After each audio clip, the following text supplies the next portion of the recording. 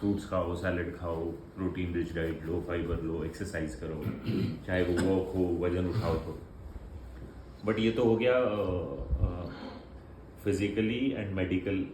But अगर मैं पूछूं जो आजकल यंगस्टर जिनको मेंटल हेल्थ इश्यूज हैं या फिर हैं भी नहीं है, मैं तो जिससे भी बात करता हूँ उनको हैं, बट उनको क्या आप सजेस्ट करना चाहोगे कि मेंटल हेल्थ को ठीक रखने के लिए उनको क्या ऐसे टिप्स फॉलो करने चाहिए जो उनको हेल्प करेंगे?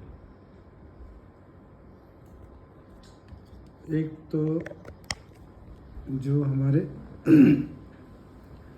खाने का टाइम है वो फिक्स होना चाहिए। खाने को लेकर के कैजुअल अप्रोच होने की वजह से ये तकलीफ बड़ी है। दूसरा,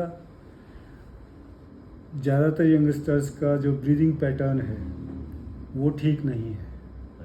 उन्हें सांस लेना सिखाया ही नहीं गया है।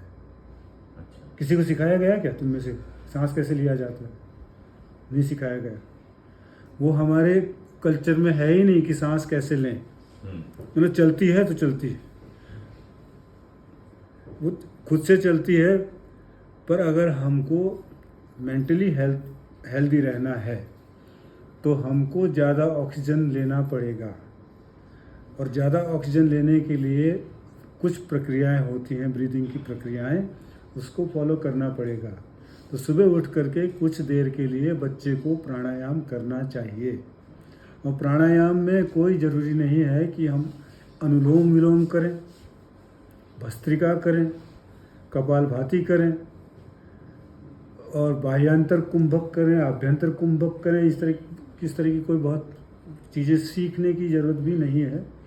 सिर्फ इतना करना है कि जब हम सुबह उठें और फ्रेश हों तो सिर्फ 5 मिनट निकाल करके किसी जगह पे आराम से बैठ जाएं, किसी चेयर में, सोफे में, कहीं पर आराम से बैठ जाएं। कोई पद्मासन लगाने की ज़रूरत नहीं है, कोई मुद्रा बनाने की ज़रूरत नहीं है। मुद्रा किसे बोलते हैं? जैसे हमने ये कर लिया, कुछ शरीर की मुद्रा होती है बहुत सारी, योग में उनको कहा जाता है।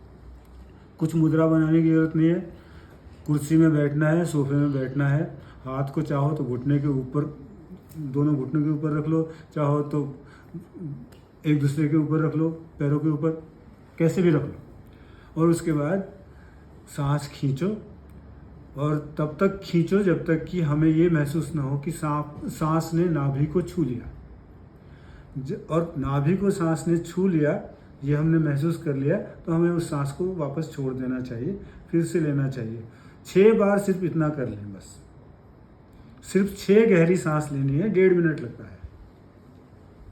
गहरी सांस लेनी है और छोड़नी है। तो 6 बार लेना, खींचना, 6 बार छोड़ना, 12 बार ये होगा, 1.5 मिनट में ये हो जाता है बस। और करने का मन करे, टाइम है तो ज़्यादा ले लो, बस इतना भर कर लो। तो इससे हमारा डायाफ्राम बड़ा हो जाता है, लंग्स की कैपेसिटी बढ़ जाती है और ज़्यादा ऑक्सीजन ब्रेन में चला जाता है उतनी देर में। क्योंकि सुबह सुबह दिमाग में कोई फालतू के विचार नहीं होते हैं और फ्रेश होने के बाद आदमी बैठा होता है तो कुछ ज़्यादा सोच नहीं रहा होता है। और फिर जब सांस लेने लगता है तो सोच की प्रक्रिया अपने आप रुक जाती है, क्योंकि हमने एक बात बता दी है कि सांस नाभि को छुए ये ज़रूर महसूस करना है। जब वो अपना ध्यान नाभि पे ले जाएगा तो विचारों से हट जाएगा। इस बीच में विचार जब नहीं रहेंगे, उस समय मस्तिष्क में ऑक्सीजन का जो संवहन है, ऑक्सीजन की पर्याप्त मात्रा पहुंच जाएगी। और एक बार ऑक्सीजन की पर्याप्त मात्रा पहुंच गई तो हमारा मस्तिष्क ठीक तरीके से काम करेगा, और ठीक तरीके से काम करेगा तो उसकी मेंटल हेल्थ अपने आप ऑटोमेटिकली ठीक होने लगेगी। क्योंकि मस्तिष्क का ठीक तरह से काम करने का मतलब ये होता है कि जो केमिकल इम्बैलेंस हमारे मस्तिष्क में हो जाता है, जिसकी वजह से मेंटल हेल्थ डिसऑर्डर हमें होते हैं, वो सेरोटोनिन और डोपामाइन, ये दोनों हार्मोन का बैलेंस बन जाता है।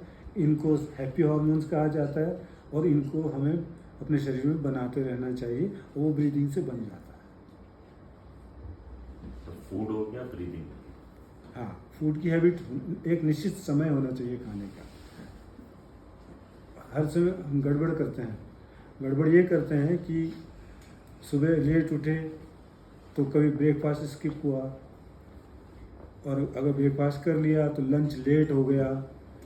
कभी कहीं जाना है तो टाइम नहीं हो रखा फिर भी लंच करके चले जाते हैं, या फिर कभी छोड़ के चले जाते हैं और सोचते हैं रास्ते में खा लेंगे, रास्ते में खा नहीं पाते हैं, फिर देर में खाते हैं और वो नहीं खाते हैं जो कि हमें खाना चाहिए, कुछ और खाते हैं। खाना था दाल चावल, जा कर के हम मोमो खा रहे हैं, चाउमीन खा रहे हैं, या कुछ और स्नैक्स खा रहे हैं। जो तो ये खाने की जो आदत है इसमें बहुत सुधार की ज़रूरत है, और खाने की आदतों में बदलाव की वजह से मानसिक चीज़ें बिगड़ती हैं। इंटरमीडिएट फास्टिंग का क्या रोल है? इंटरमिटेंट फास्टिंग कहा जाता है उसको, इंटरमीडिएट ही है वो।